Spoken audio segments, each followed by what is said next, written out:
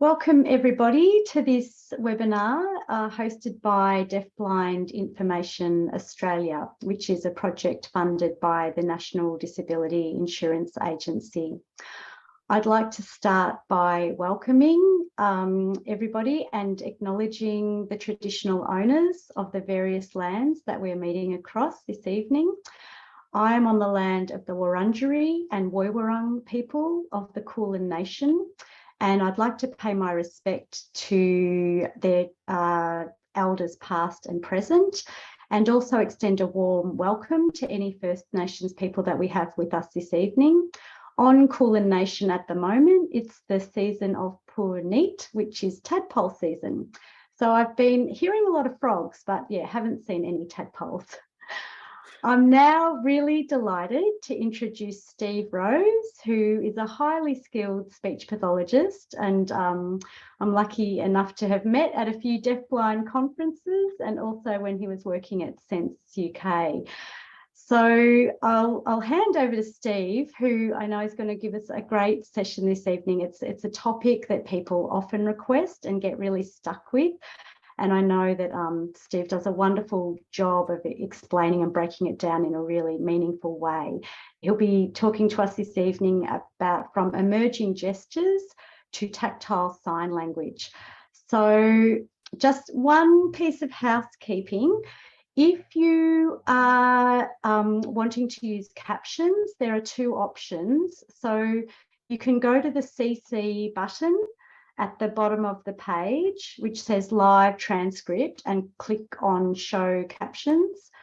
Or in the chat, there is a link to the OneCap app. So you can click on that to get captions and adjust them according to your needs.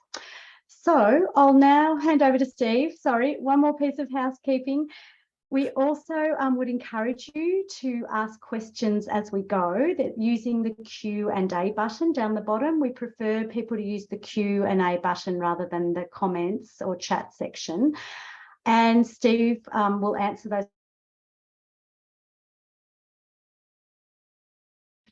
Okay, I'm pretty sure that's all the housekeeping. And finally, I now will hand over to you, Steve. Thank you.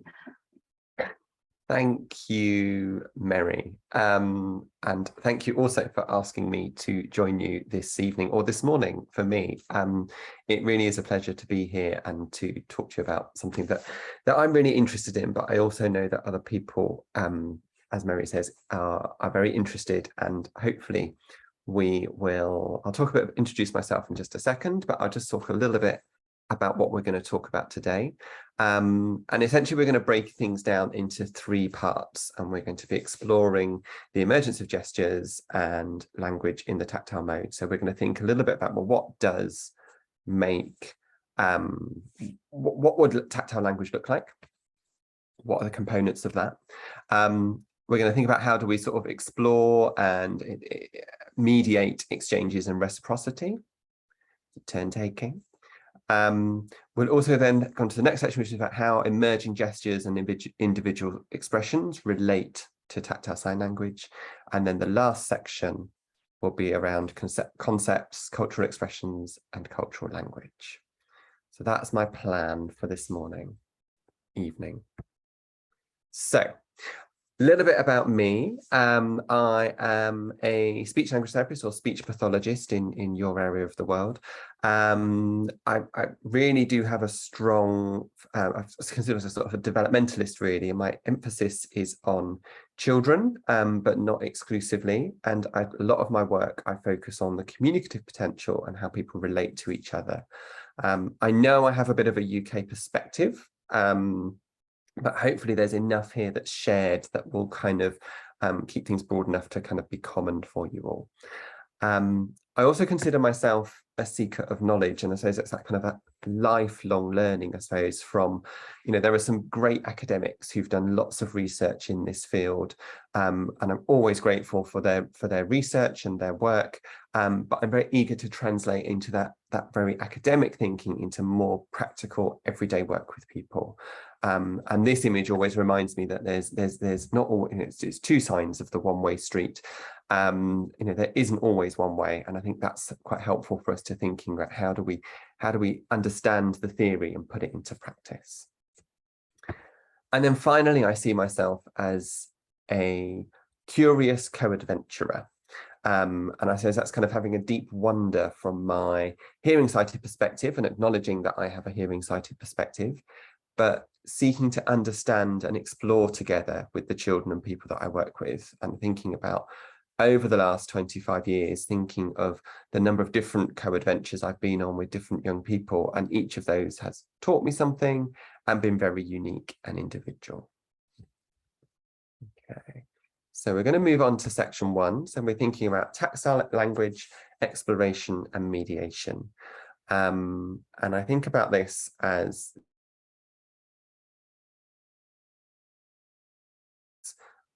tactile sign language. What is it that there's so many bits that kind of form part of it? And if we just think about that first thing, well, tactile sign language, there's actually quite a few terms that get used. So particularly in the UK, we kind of have things like hands-on signing, which is very much the term of the deaf community. And actually think about it from a signing perspective, it's hands-on. And that's kind of where that sort of term comes from, and the hands are placed on top of the speaker's hands and signs are felt. Whereas educationalists in the UK tend to use hand under hand signing, and that very much has come from the influence of people like Barbara Miles. But they are talking about the same thing. The hands are going on top of the listener's hands are going on top of the speaker's hands.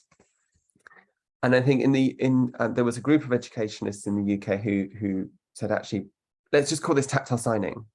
So that as a phrase gets used as well. And then we also have coactive signing, which I think is a slightly different vision. And I suppose I see hands-on signing as being very much the listener's hands are on top of the speaker's hands and they're feeling the signs, whereas coactive sign, as you can see in this little picture here, the speaker is also helping the partner to make a sign. So they're actually kind of almost like correcting there. So you can see here that in the little picture they're kind of crossing fingers, and there's just a hand guiding where that hand position to go. So it's kind of signs that are made together, but with help from the other partner, is probably a helpful way to think of those.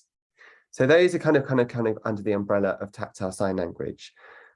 But then there are also other elements that form part of this full language, if you like. And if we start thinking about alphabets, and we have, we have two alphabets. We have the deafblind manual alphabet, which is where letters are, letter shapes are carried out on the hand of the listener. So kind of here we've got the A, the B, the C. And then you have the block alphabet, which is where the letter shapes are drawn into the palm of the hand. So again, there's two different areas, coming from different groups of people, but actually they both have a role, I think, in various things.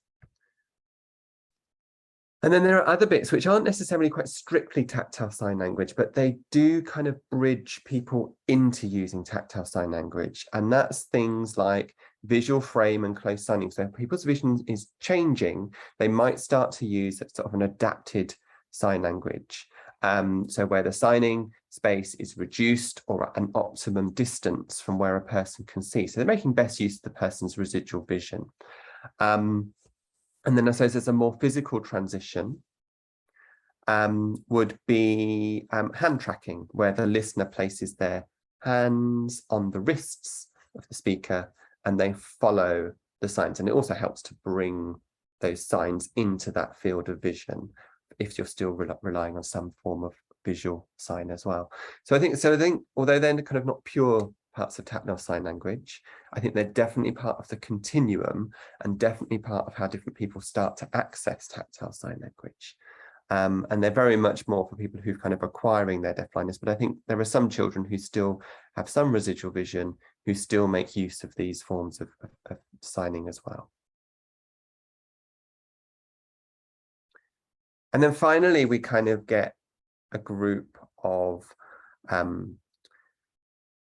cues, signals, making use of contact points, and so kind of we have things that we'll call on body signs, where kind of the actual signs are made directly onto the body.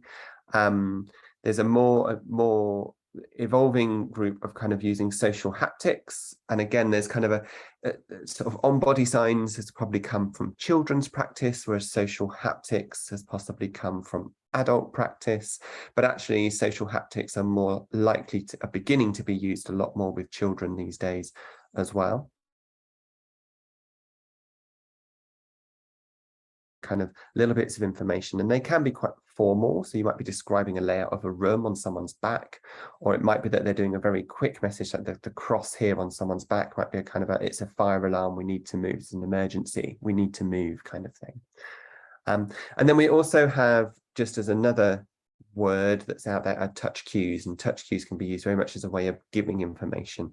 And I kind of separate touch cues out just a little bit because they're not very reciprocal. They're very often just kind of giving information to a person rather than being more of a two-way interaction, which the on-body and social haptics are. So I think I've kind of very quickly covered some of these different elements. And I say this is about how do they all come together, really. And I try to sort of bring it together in a bit of a Venn diagram. So I kind of, if we think we kind of at the main bulk, we kind of might have people using tactile sign language, but to use tactile sign language, you also need to be using some parts of the alphabet. You also might be using some visual adaptations as you're kind of making that transition, or you might be using some hand tracking. And then also you might be using some contact points when you kind of are using some haptics, some social haptics, or some on-body signs alongside. And so I think the thing of kind of putting it into a Venn diagram for me is that they're all part of the elements of making up tactile sign language. But to confuse things, people might also use those systems as communication systems in their own right.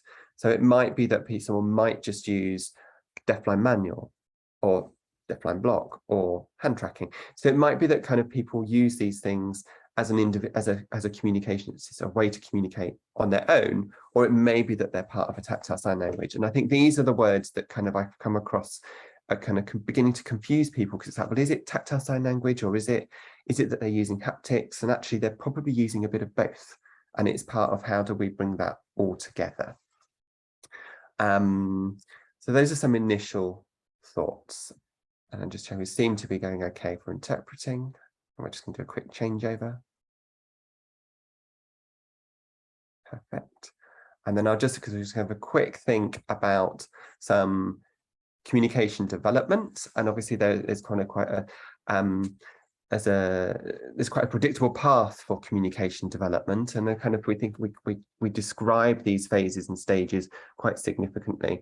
And so our first stage is to think about the child begin to respond to people, events, and what's happening, and join you in those shared actions and responses. And it's kind of that first development of kind of you and I relationships. It's how do we relate to each other.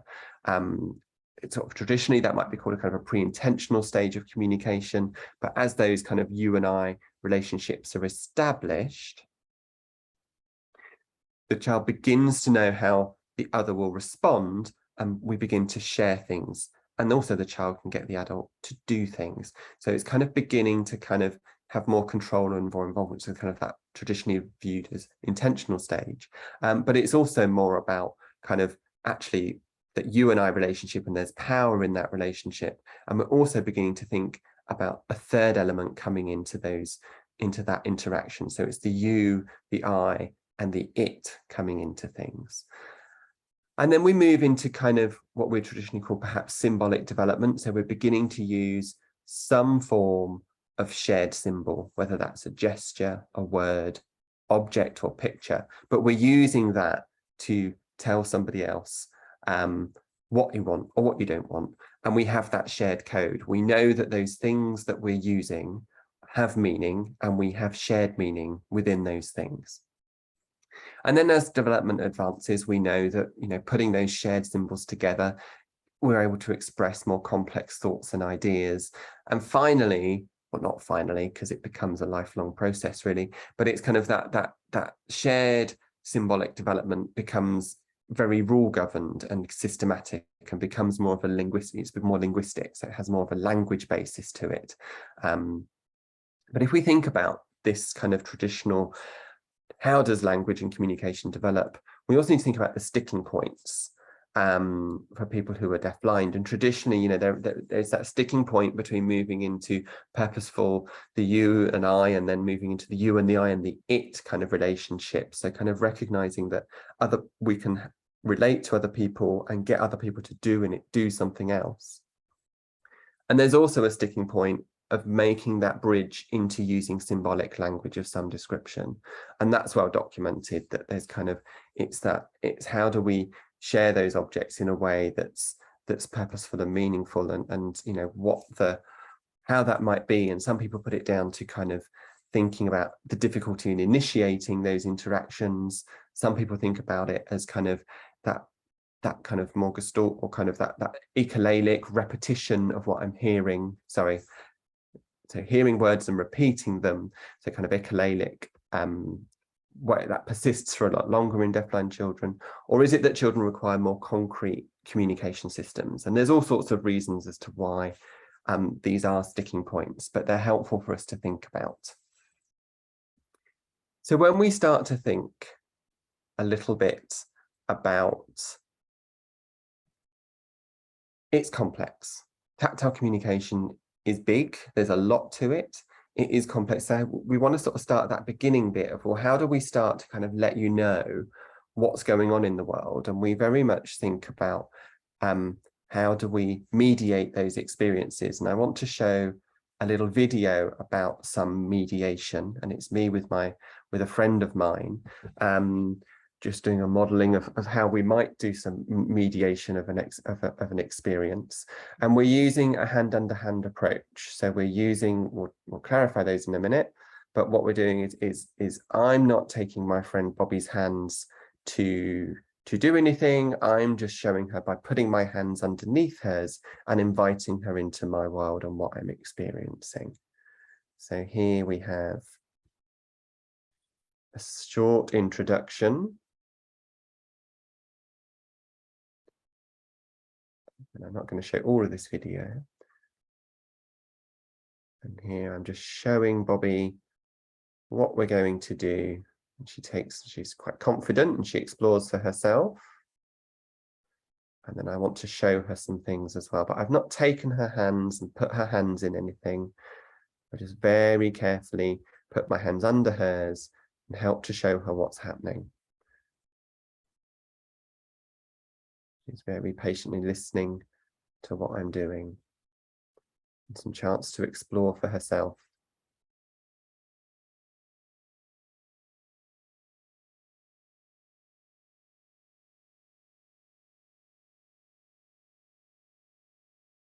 And then it's about to get very messy. But Bobby was very confident, and she was quite happy to kind of take this experience. But not all children we might see might be so confident to sort of explore something that's perhaps so unpredictable as this kind of messy foam. I'm going to leave that there because we've had a bit of an idea of how we might mediate that together. So the hand-under-hand guidance, very much, Barbara Miles has explained this very clearly for us, and it involves the partner placing their hands underneath the persons as they manipulate and explore objects. It helps because it's non-controlling. It gives the power and the control to the child and the deafblind person that we're working with. It allows the person to know that we're sharing the same experience and we touch the same object and we make sense of those movements together. And most importantly, it doesn't obstruct the most important parts of the person's own experience of any objects they're touching, because they're in control.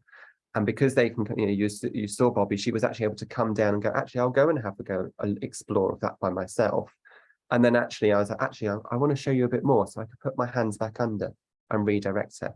But it wasn't taking her hand and placing it in, as you might do in a hand over hand guidance kind of way. And there is a role for hand over hand guidance, but we would always suggest that it's used cautiously in sensitivity with the person's reactions. because some people dislike having their hands manipulated and feel threatened by that lack of control. And it also can encourage others to become passive and quite prompt dependent, because if your hands are always done to, you will never learn to use your hands independently. You will always wait for the other person to take your hand to do something with it. So I think it's very helpful to create that distinction between hand under hand and hand over hand. And if we can kind of focus on the hand under hand, it allows us to establish a firm basis for mediation. And it's that mediation that is really central to interactions, shared experiences, and co-creating meaning. So if we can get the mediation right, it then allows us to move on to some language or some possibility of developing some sort of shared use of gestures and individual expressions, which is our next part of the topic. Is this making sense to everybody? I hope so. So we're moving on to thinking about how do gestures emerge and what might individual expressions look like. Thank you for the feedback, people who are feeding back. That's really helpful.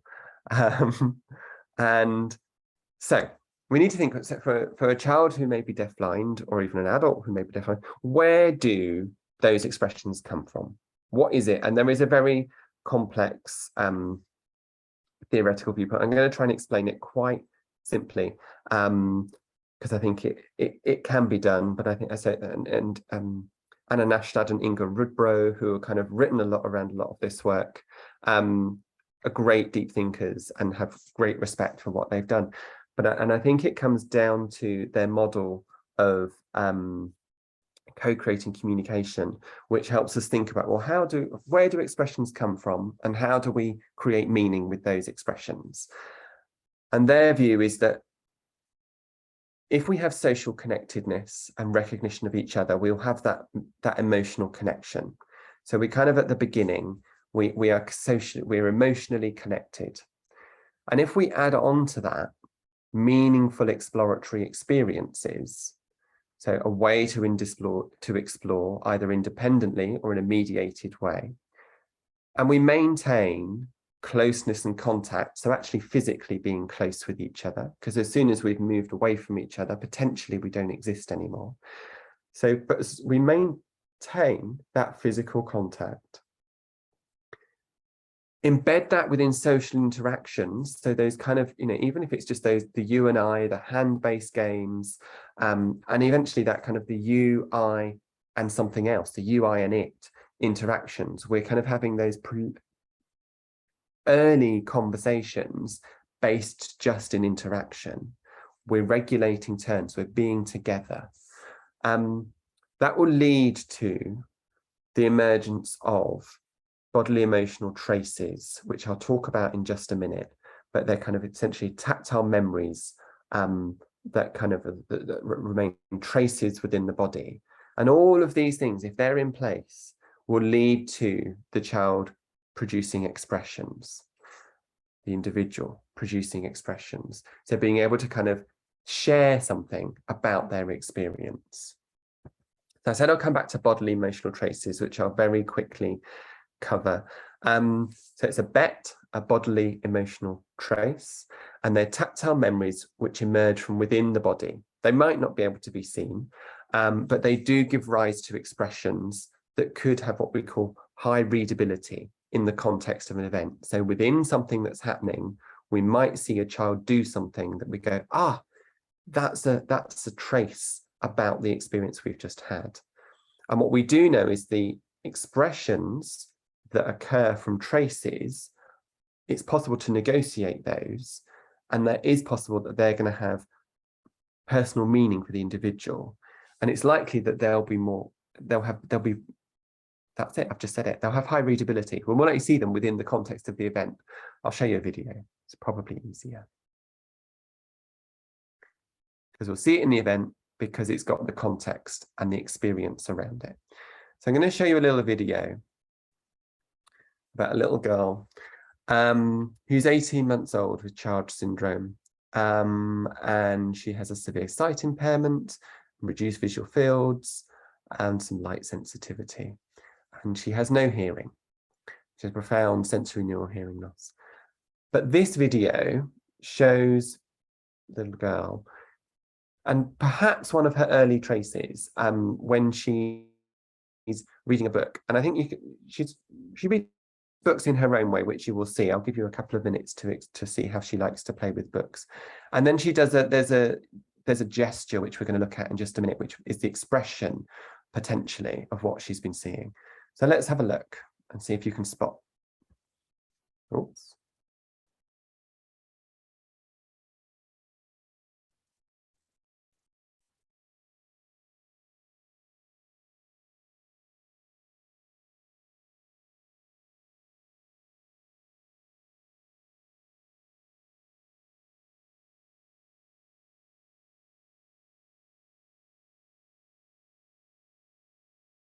And there, that little hand gesture, was that about that thing that was on my head, that book?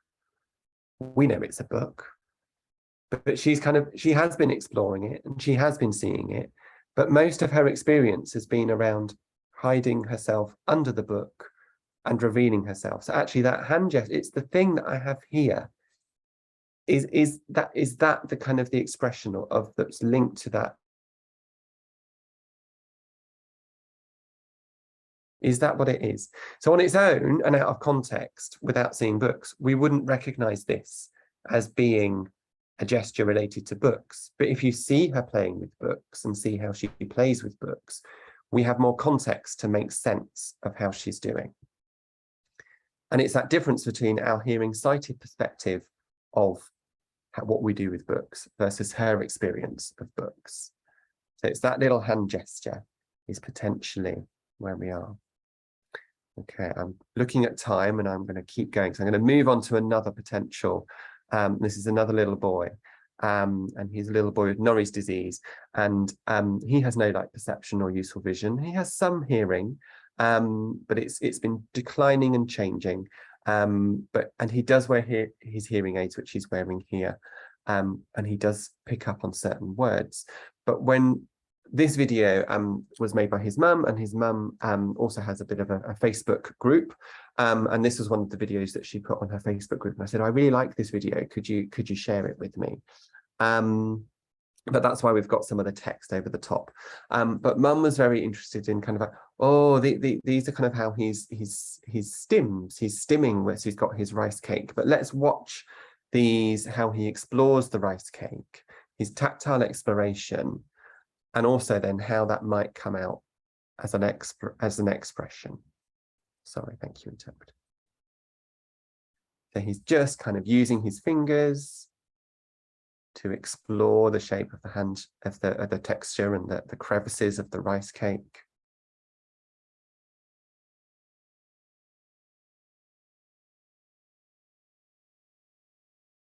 He's got some hand movements.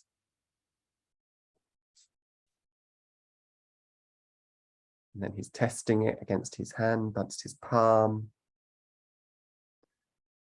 And then he's got that. And then underneath his fingers just did this. And his fingers are doing this.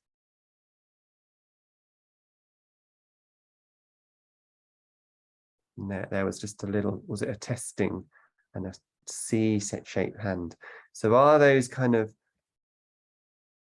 oops. Where's it gone? There we go. So we have his impressions of kind of as he's exploring, where he's kind of testing and feeling crevices and then bashing. And then there's almost like a thinking trace or gesture where he's just doing this with his fingers, he's holding it in one hand and he's that a kind of a thought of, I'm thinking about the rice cake that I've just had. And again, on its own, it wouldn't have meaning, but actually in the context of seeing him do it, we see that there's more meaning there. Okay, so these expressions or the gestures that originate as bets have high meaning potential, and those gestures can become signs when they're taken over by the partner. So the other within this relationship, we can imitate, because that's potentially how it happens. We can then kind of help create meaning. So it's a transition from kind of something that emerges as a kind of a gesture and a thinking element to becoming meaningful and having that symbolic shared understanding. And there is a process, which is quite a complex process, but actually it can be thought of in quite a simple way.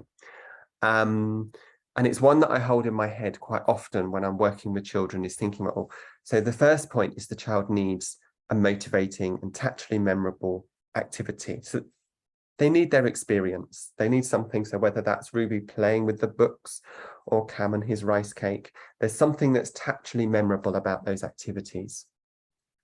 There's then some sort of expression which kind of comes as a movement or sound that is perceived like an utterance. So that is kind of, that the child does their tapping gesture or their hand gesture. And then as the partner, we need to confirm that we perceive that movement and we recognize that it's an utterance. So if I saw Cam do this, or I saw Ruby do this, I'd kind of suggest an interpretation by doing the same movement. So I'd do the same movement on the child's head. So I might just tap Ruby's head, or I might tap Cam's fingers to go, yes, I see. And is this what you mean? And then give a turn back to the child to either accept or reject. And, it could be Ruby just double tapping again. It could be Cam tapping his fingers again, or it could be a rejection and I don't do that.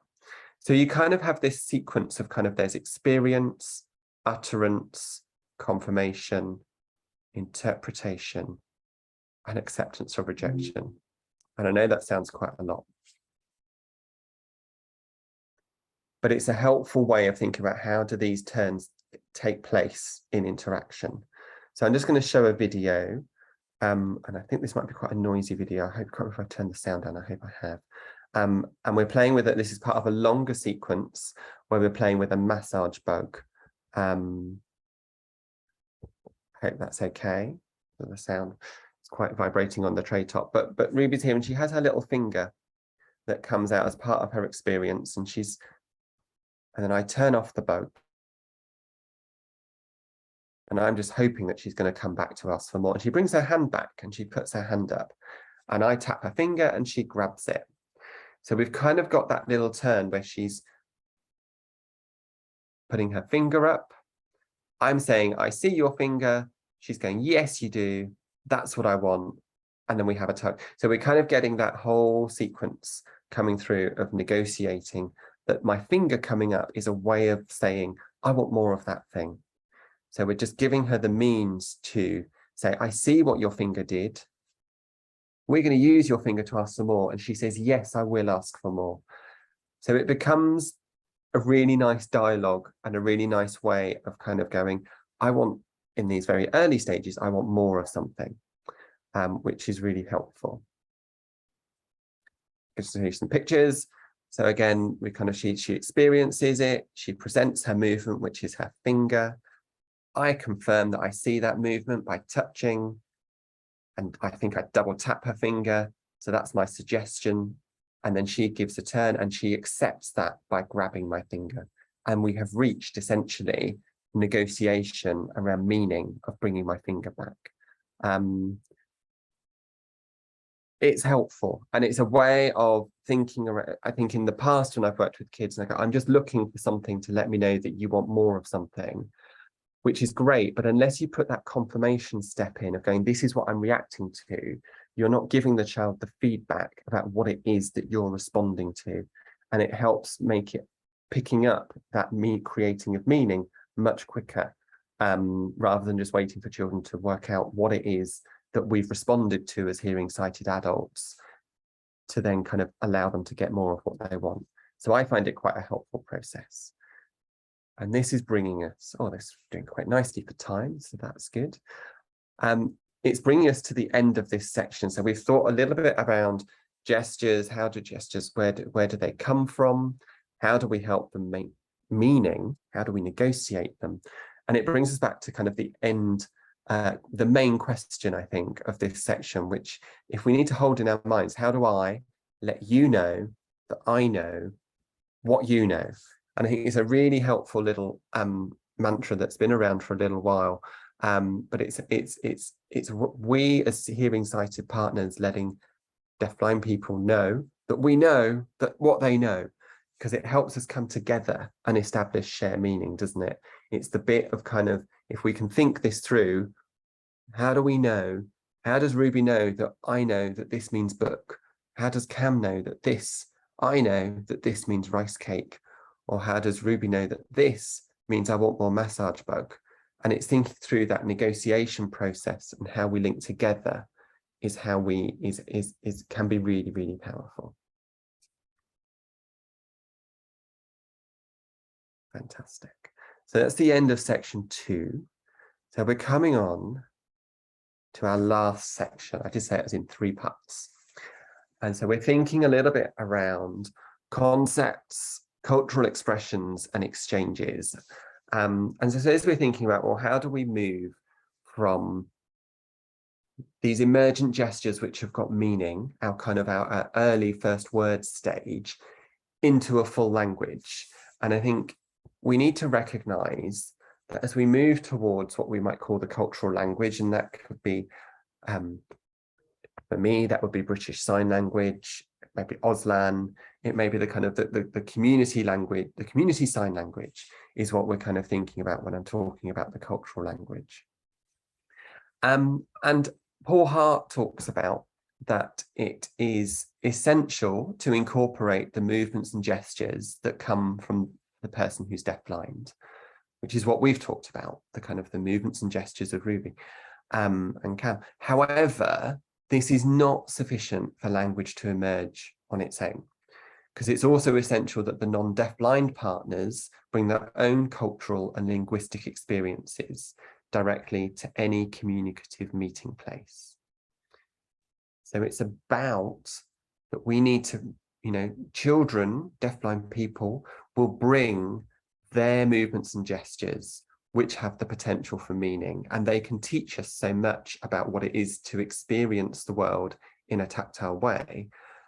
Whereas if we want to reach a cultural, we also need cultural and linguistic experience. We need more of a language coming into us, and very often that's based on the visual language.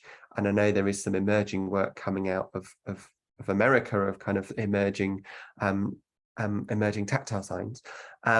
But I think it's about how do we bring both of those together to a communicative meeting place. And I love the concept of the communicative meeting place, because it sort of says that both partners are bringing something to the party.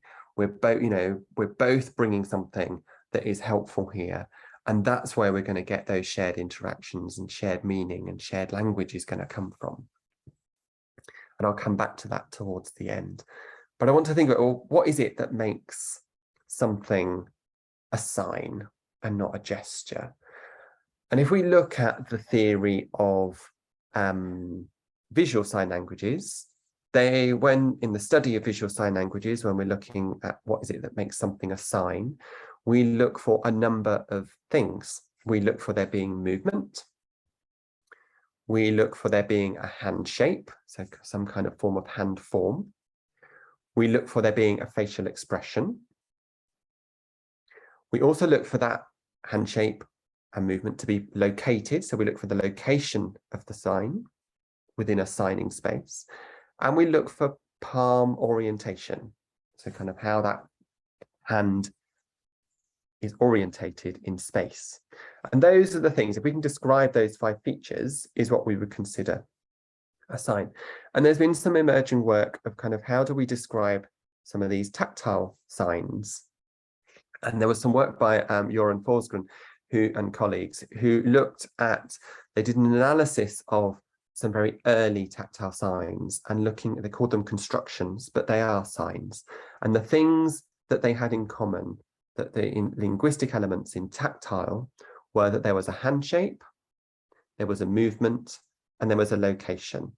And it's not to say that palm orientation isn't important, but there might not be facial expression, but these were the things that came out of their analysis, and some really helpful piece of work around looking at different sorts of signs and where those different signs come from. But I wanted to start thinking a little bit about, well, what is that journey for moving towards using more signs, if you like? And I've got a number of video clips that I hope expand and show some of these different parts of the language journey. And we're going to go back to the little girl that we saw at the beginning. She's a bit older at this point. She's 4.5. And she is engaged in, she's beginning to use her vision a little bit more, but it's interesting to see how she's still relying on tactile to support her signing. And I can just see here, so she's playing with a little whisking game. And she knows, and the colleague there who's working with her just modeled this, modeled the cultural BSL sign for more. She did a more sign. She knows it's a very tactile experience in your fingers.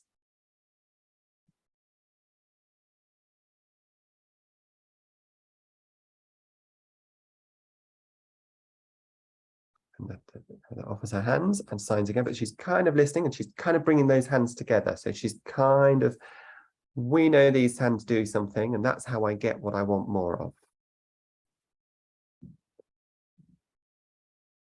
Bit of chat in the background of the video, I'm afraid.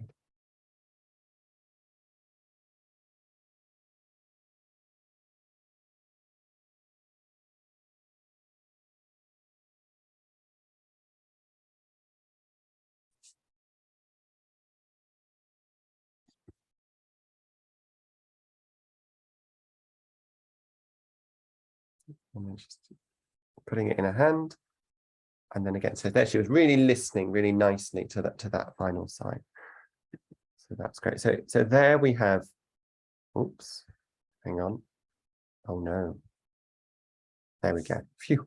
I had a little whirring dot and I wondered what I was going to do. So we have more whisking as the, and it's, she's only using, but she's not using a very individualized sign. She's not using a grasp of the whisk to show something about the tactile experience. She's actually moved on a little bit here and is beginning to use a more sign that we've been showing her as well. So initially she kind of, in this first image, you'll see that the therapist who's working with her is actually kind of really leading that and really sort of having to work hard to get her hands in. And the second time, Ruby's kind of grasping and she's bringing her hands together. And then the third time, she's actually more of a listening position and she's doing that. And so she's still using those listening hands. She's kind of having, she's not strictly using talking and listening hands in how we might describe it, because she's sometimes grasping and sometimes, but she's beginning to kind of recognize that that's how those signs are emerging and that her hands do carry meaning, and that that's a new person that she's working with, not her usual intervener. And she's managed to transfer that from a different experience, which is really positive.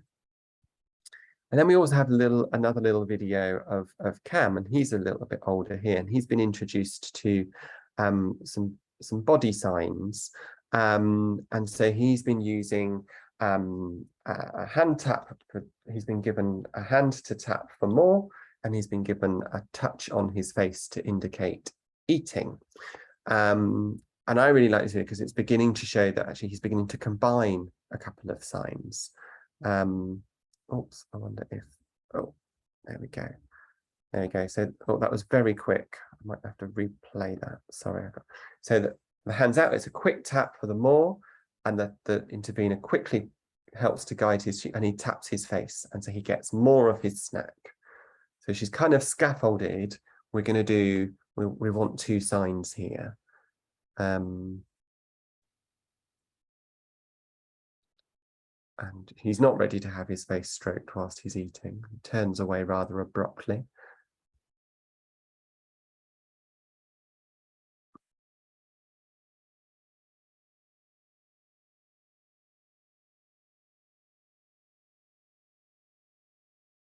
And then there's a quick tap, and then he uses his other hand to independently tap more. I'll show you in some stills in just a second. So here we have a number. So the first time in this sequence, so from the left, these left two pictures, he uses he does his tap in the hand to indicate more, and then he uses his other hand. It's kind of a guided kind of, oh, we're going to do more, and he does that. But the second time, he does it more spontaneously. So he taps for more in his intervener's hand, and then he does a little double tap on his cheek quite spontaneously with his other hand. But what I really liked in the third photo, the third bit on the photo most on the right there, was that the intervener confirms that she saw his eating sign by just sort of tapping the back of his hand, saying, "Oh yeah, you said eat, I saw that." And obviously he got what he wanted, which was more snack. So it's a really, really lovely little sequence of beginning to kind of bring two signs together in a tactile way. And again, it's sort of focusing on some of those very early concepts of requesting as the starting point for kind of initiating interactions. Okay, and then finally, my final example of tactile sign language, and really appreciative of, so this is a published video, and it may be one that people have seen, but I do think it's a really lovely example of someone with congenital deaf blindness who's using tactile sign to explore an experience, but also to recount and think about that experience afterwards. And Gunnar, who's the guy here, whose sign name is Gunnar, has given us permission to use this video, which we're really grateful for. And he's also still in touch with Ingrid, and the permission for her to be involved. So Ingrid in this video is 24. She's been blind from childhood and doesn't wear hearing aids and congenital deafness. And Ingrid and Gunnar have had a really long relationship. He'd been her teacher for a number of years by this point. And it's fair to say that Gunnar had set this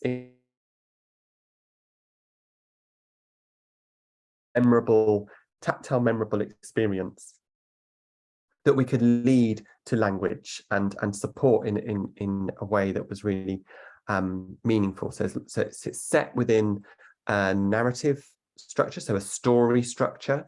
There's kind of getting to where we are, but there's kind of the events that happen, and they happen in sequence. So let's play. It's quite long, and it's a Norwegian clip, so they are speaking Norwegian as well as using Norwegian Sign Language, and I will give some voiceover to some of but it's out a lot of what the interaction is being said. I think just knowing that this is Gunnar is quite helpful, and I think everything else is around fishing. Well, they're crab fishing on the dock. So talking about, was that the beginning? Yes, it was the beginning. So the crabs are down on the floor, and he says, Gunnar, the crab's going to go up my arm. I'm going to pull my sleeve up. Help me pull my sleeve up. And she pushes up his sleeve, and he has the crab, and it's going to run up my arm. He says, so Gunnar, and the crab is going to run up my arm. But up it goes, and she's feeling the crab, and she's feeling his arm, and her other hand, she's just checking whether he's saying anything. And he puts it back in his hand. He says, Gunnar, we have the crab, and it went up my arm. And now we're going to pop it back in the bucket. The bucket's down here. And she drops it unceremoniously into the bucket. And he explains that they're now going to be, we're going to get another crab. And when it's down here, we're going to put it in your hand, he said. So pick up a crab.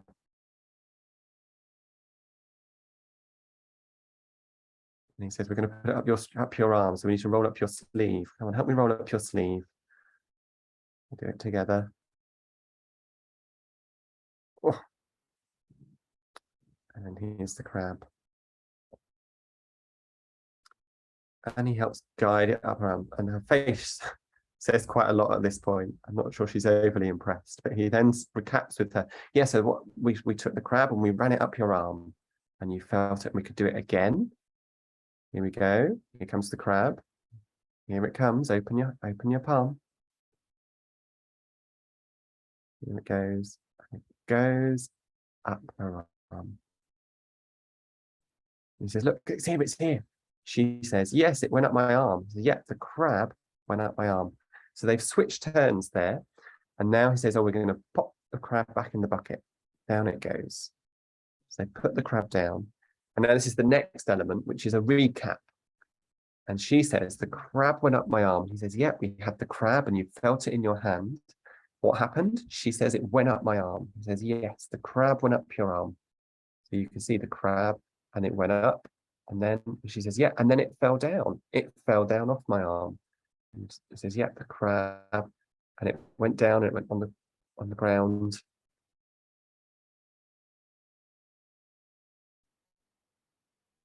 And we picked it up. We picked it up like this, and you held it in your hand and you felt it. And she says, yeah, I felt it and it went up my arm. He says, yeah, and the crab went up my arm. So it's a very repetitive story of a very tactile experience. And you can see they're taking turns and they're both taking part in, hang on a second, just want to pause that for a sec. So they're both taking part in the story in the moment. They both took part in the interaction. Oh, sorry, start that again. At the beginning, they both took part in the experience. They both took a turn and they talked about that experience. They talked about it during the experience. And then when the experience had finished, they talked about it again. So there was a recap of that experience. So it's the next stage. And then this story, and you saw, I think there's some really beautiful taking of turns between shifting between hand positions. And that's where we link back to that mediation, and mediation being the foundation. It's that hands under, hands over, listening, sharing. Comes straight into the interaction, and it comes straight into think about how do we take turns when we're signing. And they both took turns in that interaction. Gunnar was giving some information and Ingrid was recalling that information and talking about it with him. And then finally we get on to this last chunk of the video. It's very short, but what it does do is it is the same experience recalled the next day. And I think if you were able to notice Ingrid's facial expression, which was very stern, she had her bottom lip out and she looked didn't particularly look like she was enjoying the crabs on her arm and feeling them go up her arm. But I think here we can see actually, although in the moment she might not have felt it, her emotion thinking about it is very different. So we can see here they're talking. And the big smile on her face as he recognizes that the crab went up your arm. He said, yeah, yesterday we picked up the crabs, you held them in your hand, you felt them. And she says, and they went up my arm. And he says, yeah, they went up your arm. Yeah, and he's got the excitement to that emotion with that beaming smile on her face. He said, and we picked it up again and we held the crab. We held the crab and the crab went up my arm. And it's a really joyful exchange and a joyful experience, thinking about what they had done yesterday.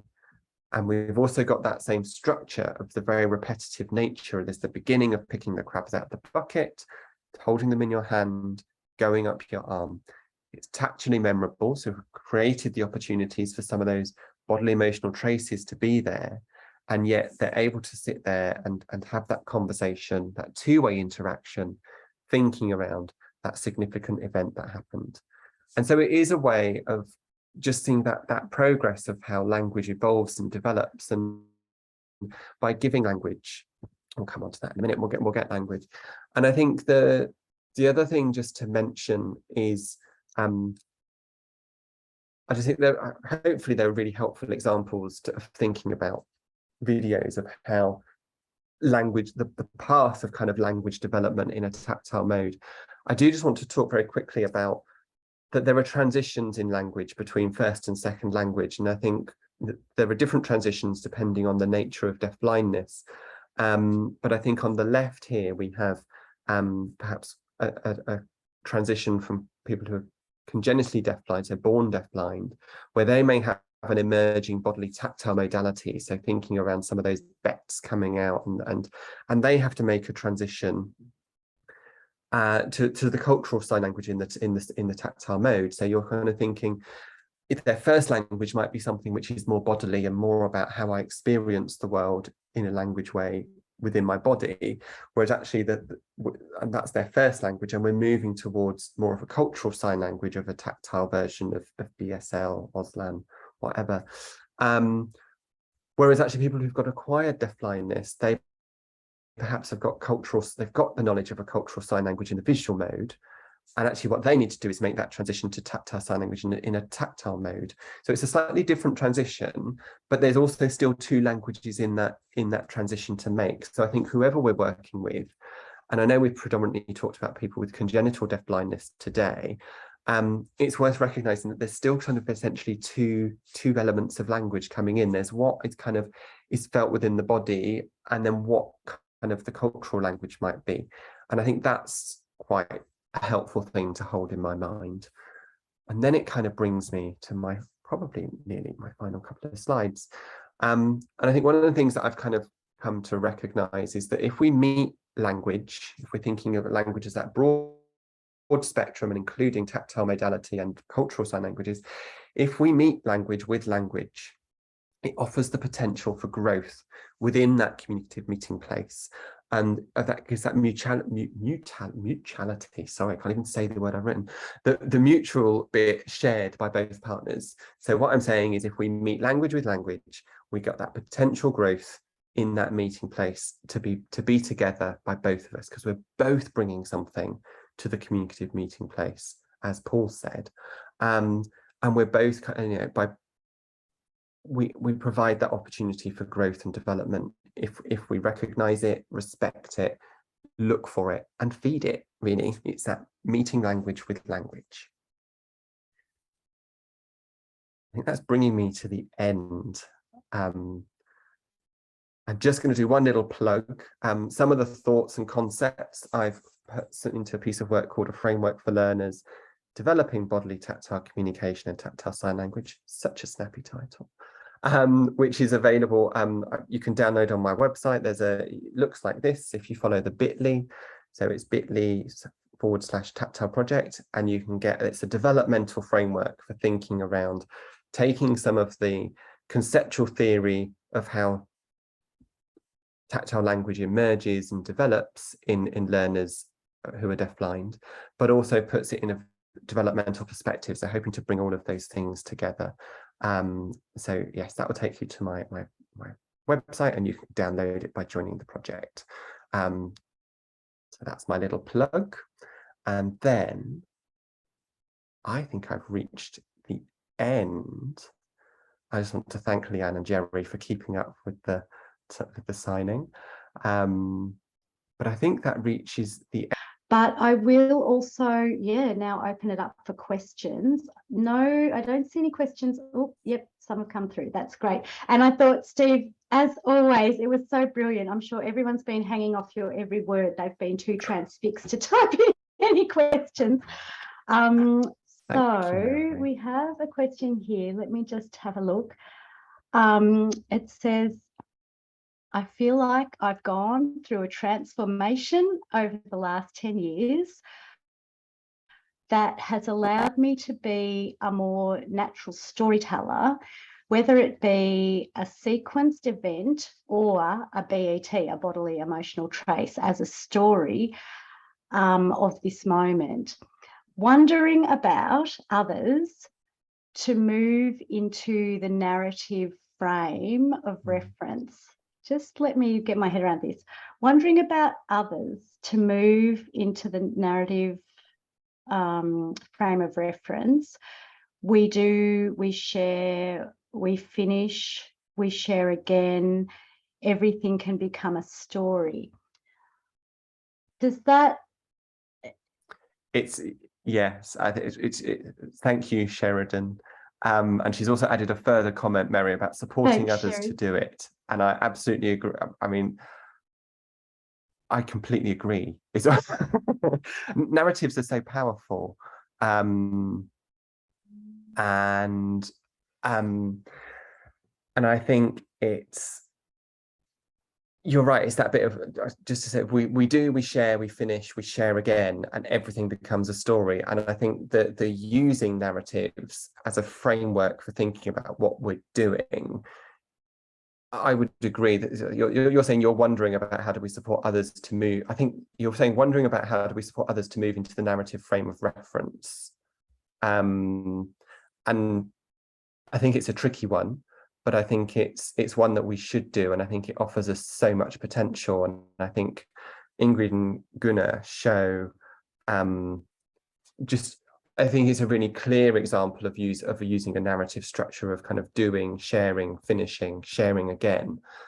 And it just sort of the power that has in that sharing of just seeing how amazing. The first time we saw Ingrid, we saw her kind of go almost quite a worried expression on her face, but actually when you see her recalling it, you can see the joy and the emotion that's there. And is that just because she's being heard and recognized, or is it she's remembering the joy of the experience? And we won't know, but it's kind of, it is wonderful to sort of see how that narrative structure has allowed that communication to take place. And I think it's definitely something to adopt and be thinking for and I think, how do we do it, if that's part of your question? I think it's kind of, I'm not really sure. I think it's providing examples and talking people through people scaffolding it and thinking about how maybe it's a very, Gunnar says very openly that story structure was purposeful, it was intentional, and it was planned. So I think it's thinking about how do we plan that, and how do we help people to plan that in a way of, if we think about people in schools or in services, people very often want something to do, and perhaps a narrative structure and thinking about a narrative rather than a vocabulary goal or a whatever goal, maybe thinking about a narrative goal might help people to adopt some of that and put that into practice. I don't know if I've answered your question, Sheridan. It's Meredith speaking.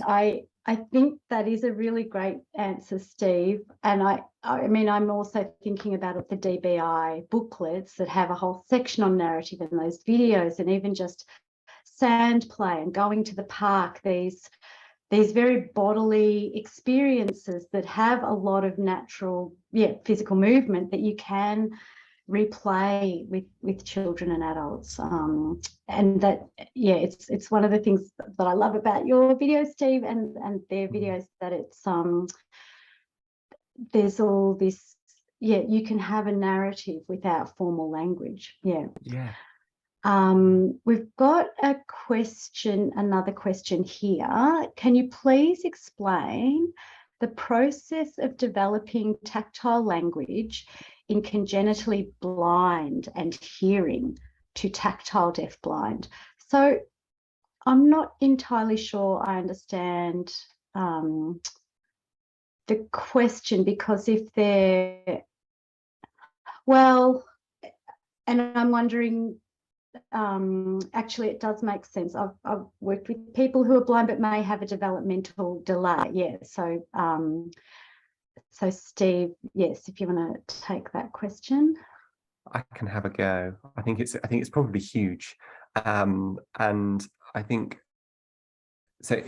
If I'm right, it's kind of, how do people who are blind and hearing but then become deaf blind? Is it that kind of a?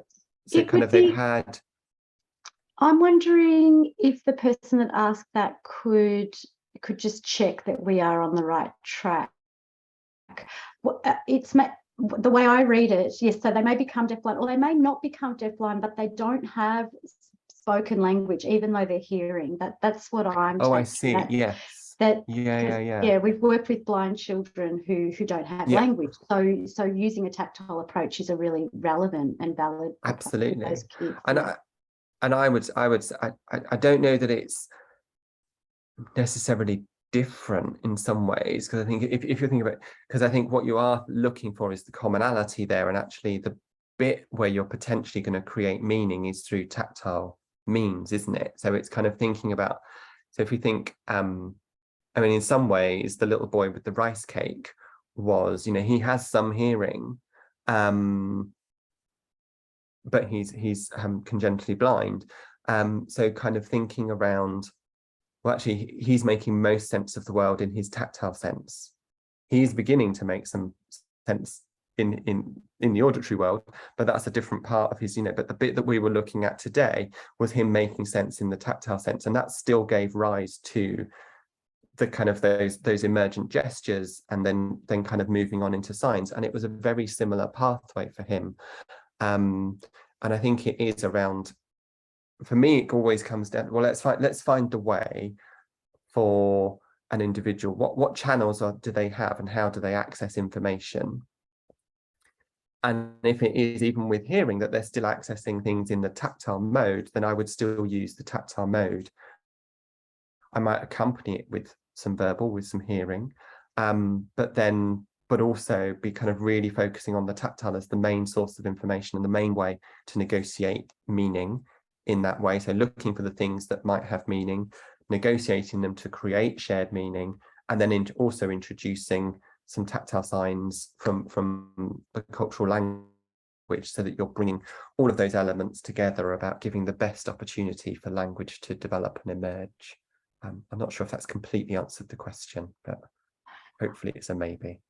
I'm really pleased to see quite a few questions that come through, and some really positive comments saying people are going to use this in their next session.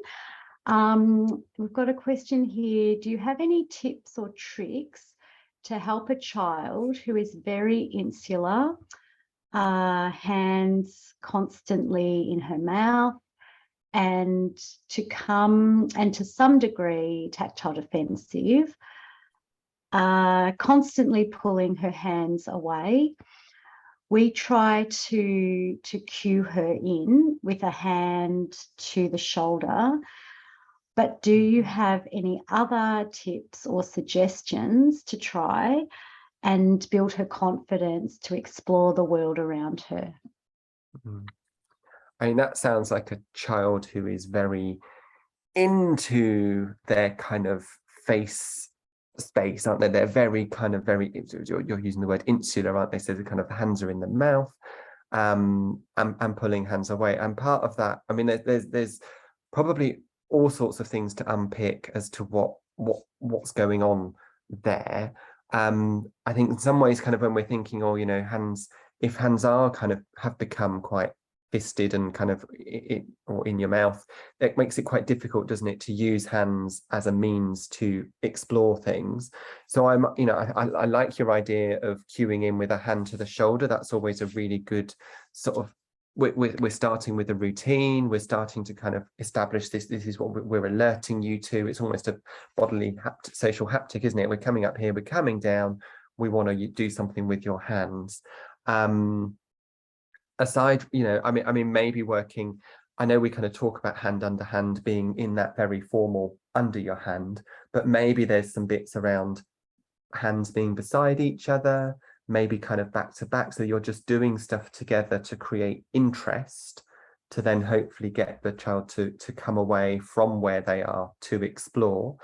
I'd also look at other parts of the body, I think. So look at kind of where would she use her feet to explore things, and could you do some feet on hands to show things? And is it less sensitive, or is it perhaps a way that you can kind of encourage exploration of the world? And it's kind of depends how old she is, where she is, what kind of setting, those sorts of things. And really establishing, I think the bottom line for me, it's that emotional connection, or that stability, the kind of the trusting relationships, if you like, that underpin all of that to happen. If we really want her to kind of come out of this space, she needs to know, sorry, I'm covering my face, but she needs to know that to do that she's secure in another way. So how is she seated? How is she kind of, does kind of maybe I'm assuming it's a little child and might be where my head's gone, but if they're little enough that you could maybe do some sort of encapsulated seating, that you're sort of sitting behind, not always ideal, but it just might give that sense of security. Or if they're bigger, sitting side by side and just kind of working through the body, if it's shoulder juggling, jiggling up and down, because we're recognizing what each other are doing, or recognizing the tension. I'm recognizing at the moment your hands are up here, so I'm going to sit next to you. and we're just going to see together what we are, and hope that creates a little bit of connection. Lots of great ideas, Very. Steve. It's coming to mind. I know Sherry's online, but Yes, I'm thinking of Sherry too. Sheridan always says, how do I need to be in order to be with you? And you've given lots of ways of being, Steve, which I think is great. I'm also thinking of Claire Fraser's work about what if. It's staying curious, and what if I do this? What if I try this? What if I try this? I think there's a bit of persistence required. But yes, Steve, thank you. I think that's a few great places to start. Now we have a question asking about training for UK interveners or communicator guides. So in Australia, there is limited to no training for people working with deafblindness. And yeah, I think we do have a bit of training for people working with people with acquired deafblindness, but a whole lot less for congenital. So keen to know what goes on in the UK there. So if I think back in time through the UK, so when I used to work at Sense, I used to work with Jenny Fletcher, who was she established the first intervener training in the UK. She trained me in my intervener training when I first got into the field. And she established the first UK-based course, and it's a 5-day introductory course of some fundamental, and I think Jenny had established it through going to or finding out about the Canadian model. And I know the Canadian model is huge, and the training in Canada is quite a big undertaking, whereas in the UK we adopted well, actually, let's just try and get something really practical and hands-on, and thinking around the people. We were predominantly aimed at supporting, or Jenny was predominantly aimed at supporting people in schools. That was the first sort of remit, but it actually over time has become more, it will support adults and it will support people in social settings as well. So it's our course is a 5-day course. There is a kind of an accreditation option, so you can kind of do a sort of a self-study project after the course and kind of gain a number of points for higher study, which is quite helpful for people in schools who want their we have something called a higher level teaching assistant, which is kind of a way of kind of being paid more in a teaching assistant role, and those points can go towards achieving the qualification for that role, I understand. In recent years, so that was always initially hosted by Sense. In recent years, Jenny has worked independently and still runs the course independently, and there's a group of us who used to work at Sense who still work with Jenny to provide that course. It's still accredited. We're beginning to see a number of other providers starting to look at courses. There is a group in the UK called the National Sensory Impairment Partnership. They're pretty much England and Wales focused, but they're kind of a umbrella group of they're an umbrella group of local authority, so kind of your education authority, your voluntary sector, so all of your charities and other kind of interested people coming together to better the sensory impairment world. And they produced a very short guide to, well, what might the minimum standards be for intervener training? And it was just a kind of a very sort of broad brush tool for kind of going, actually, if there are going to be, what's the minimum training that we expect? So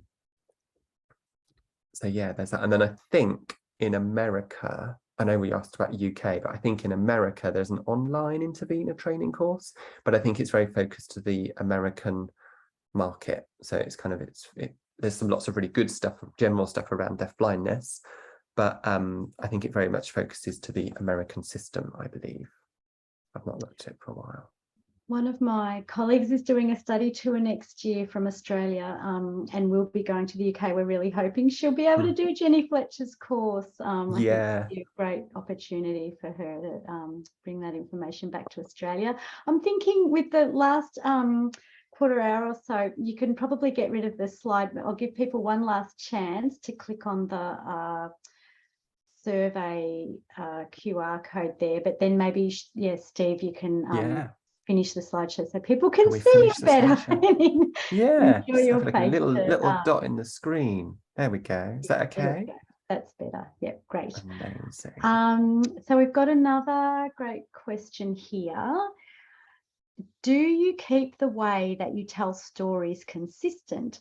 For example, do you always start with you and me, or remember, or before, so that your partner understands this is a memory rather than introducing a new activity? Have you found certain phrases that work for you and your communication partner?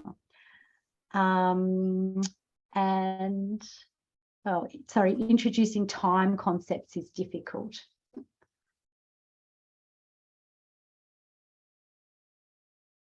Time concepts are really tricky, aren't they? I think this is a really interesting question and not something I've thought about.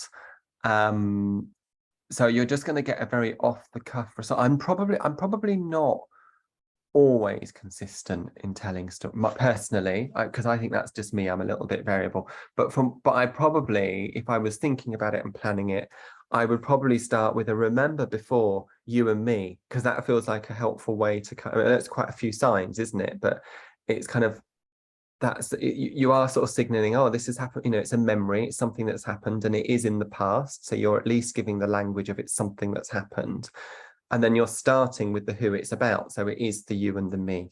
And I think that's probably and then I was trying to think, so thinking about one of a parent that I have worked with in the past, and I saw her recently, and she said, oh yeah, we talk about a lot of remembers, and or perhaps if we're signaling that it's different between if it's initiated by the young person and they talk about, I don't know, say swimming, and then it's like, well, actually, you're not asking for swimming, are you? You're remembering, you're talking, when is swimming? And it's before, and it's, so kind of, I think it sort of depends a little bit, and probably reading the child. But I think if you were starting it, maybe trying to sort of, because you're trying to get someone into a kind of a recap mode, aren't you?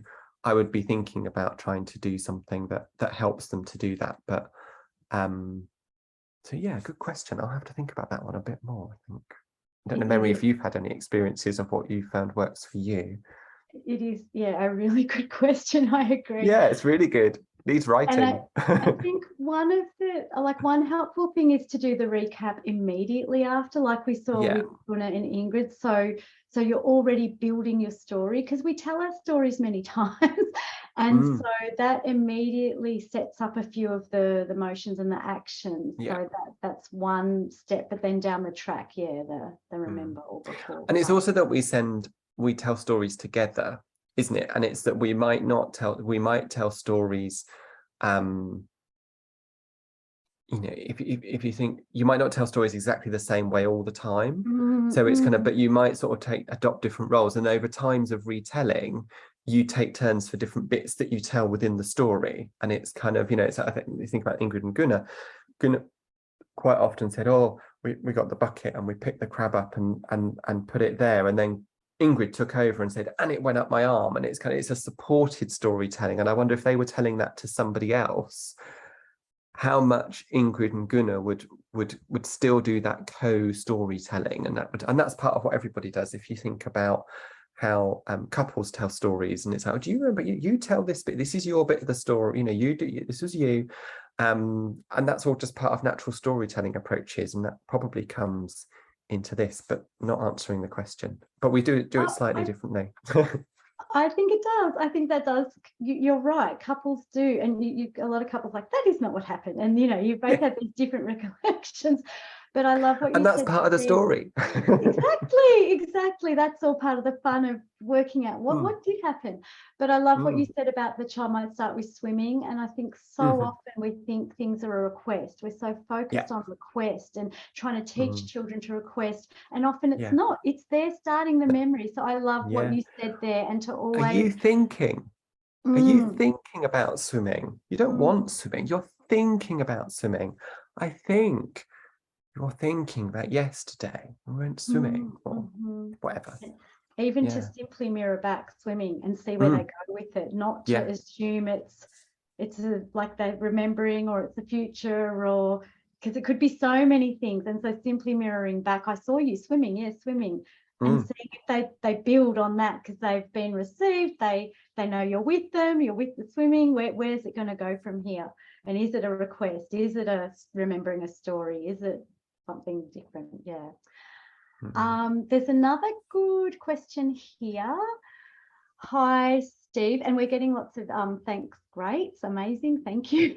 Yes, thank you. That's very kind. Hi, Steve. I am new to this sector. Just wondering if any person can be learning and teaching tactile sign language or only speech pathologists. I am a social worker by background. That's I don't think it's just a speech pathologist thing. It's I think it's more about the skills and the competence to teach sign language, isn't it? And I think there's I mean, I don't know, I suspect that Australia would be the same as the UK, that there's a very, a strong feeling for people teaching sign language should be either from the deaf community or, be very sort of fluent users. And someone who knows a few Makaton or keyword signs, probably not to really take on the role of being the teacher of sign, because I think that's about getting good quality of sign. And you just need to look on social media and you see all sorts of haranguing of people who get caught being taught the wrong sorts of signs because they've not gone to that level of language. And I think that's really important. I think I wouldn't say that I'd be a teacher of sign per se, because I wouldn't see that I'm at that level. I would always work with a co-worker.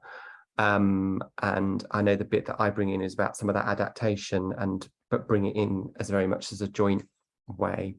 But it's tricky, I think, and I'd love us to reach the point in the future that we actually had deafblind people doing a lot more teaching of tactile sign and what that means. And I think that's coming through in the American movement at the moment, the pro-tactile movement, if people are kind of interested. And that's kind of about looking at how tactile sign language has emerged from within a particular deafblind community and how they've evolved it and changed it themselves. And that's really beautiful. And then I feel even more of a fraud of kind of being able to talk about it, because it's just like not there. But I think there is it's the bit of how do you bridge that knowledge of information, and then how do you help people to kind of do it. So I would always involve people who are strong users. I don't know what your levels would be in Australia, but I would always be looking for high level trained users of British Sign Language to be in that teaching role. And yeah, is there anything you could add, Mary, on that from? I guess only that as long as I've worked in deafblindness, there are a range of professions, and it's always interested me that if you work in deafblindness, communication is a critical component. And so anyone working in deafblindness just by default needs to build these skills. And if you're wanting to relate and connect with your client, I would deeply encourage anybody to not think I'm not a speech pathologist, I can't do this, but to start down the path of learning this stuff and having a go. And I just see all too often people scared of getting it wrong, so they're not getting in there. And it is difficult. It's clunky, and you feel like you're getting it wrong. But I think people with deafblindness miss out because everyone's going, I can't do it. I can't do it. I can't teach it. Exposed to enough people. So I would really encourage people to get in and give it a go with a clear intent. This is what I'm trying to do. I'm trying to connect, build on the skills and the knowledge that you've learned from this session. By the same token, I hear what you're saying, Steve, that when we're looking at Auslan teaching, yes, that's like that needs to come from a deaf. No, I would agree, Mary, and it's a very difficult line to walk, isn't it? Because it's on one hand you do have a very strong language teaching kind of element, but also it's like if we don't do anything, we don't do anything. and then actually then who are we letting go, you know, so it's finding that balance. So I really appreciate that viewpoint as well, and thank you, because I knew you'd have a much more balanced one. Oh, I think we agree with each other. I think we've just given the different ends of the spectrum. Yeah. That's all. Yeah, I do too. Yeah, so I think we're on the same page and just went top to bottom or bottom to top. Yeah. Yeah. So yeah, great question. And just there's a couple more, and we don't have a lot more time. Oh yeah, we've really run out of time. And I do see someone with a hand up. So you're very welcome to email me or Steve, and this will be recorded as well, so people can come back and look at it. We've got a shout out from your VIG buddies, Justine and Alicia, saying they love the presentation. Steve, thank you. And Sheridan's made another great point. Just funny to think of pod structure, which has already happened, is a core branch starter. Yeah. So already happened, that story, you're immediately into a story. Yeah. So like happened, but it's that setting that function, isn't it? Yeah. And I think that's something, isn't it? It's starting with that bit of, if we focus on function as well as on words and meaning, we can kind of, that will help things to evolve. I'm not sure if I said it, I meant to say it as part of what we were doing, but focusing on functions of communication is another way of kind of helping to kind of push things through, isn't it? And yeah, that's a really helpful, really insightful reflections and questions, and really challenging questions. So thank you for those. I always love a good challenging question, which I can guarantee that anyone, when I work with Mary, is going to have a few challenges. I love it. I really appreciate everyone, particularly staying up, starting to get a bit late now on the east coast of Australia. But like people staying up, and the quality of the questions, I think, reflects the quality of the presentation, and it's wonderful that you've really got people thinking about this and how they can apply it, which is exactly what we're after. We don't want this to be nice new information. We want people getting out, really giving it a go, because we know so well that people with born with deaf blindness is at such risk of isolation. So I'd also super encourage people to keep videoing. It's so powerful to have these videos and to be able to learn from videos and video experience, because this stuff can disappear very quickly. The gestures, and they're so individual. Yeah. And it's also that's the bit that helps us work it out, isn't it? Is if we actually, because we need to look at it objectively and separately. And I think, you know, video is so powerful. So do keep videoing, everybody. People who are new to it, video yourself, and when you look back, you'll learn heaps from looking back at it. And even you might go, like, want to share it with a colleague and go, you know, what are you seeing here? What might I have done differently? What do you think they mean here? So video is a great way of working. Use your VIG buddies. That's right. Study video instruction guidance. We're right on time. So I will thank the interpreters. A huge thank you. To Jerry and Leanne, the interpreters, and to Michelle, the captioner, who came on at very late notice. And so thank you, Michelle, for being so flexible. Thanks to all of you. There's no presentation without participants, but our biggest thanks to Steve for all your preparation. And as I said, breaking some really complex, challenging stuff down into a very manageable and understandable format, and the videos highlight it so well. So thank you so much, Steve. Well, thank you, Mary. Thank you for asking me, and thank you for listening, everyone. It's been lovely. Very welcome. Okay, take care, everybody, and we'll see you at our next webinar, hopefully. Bye.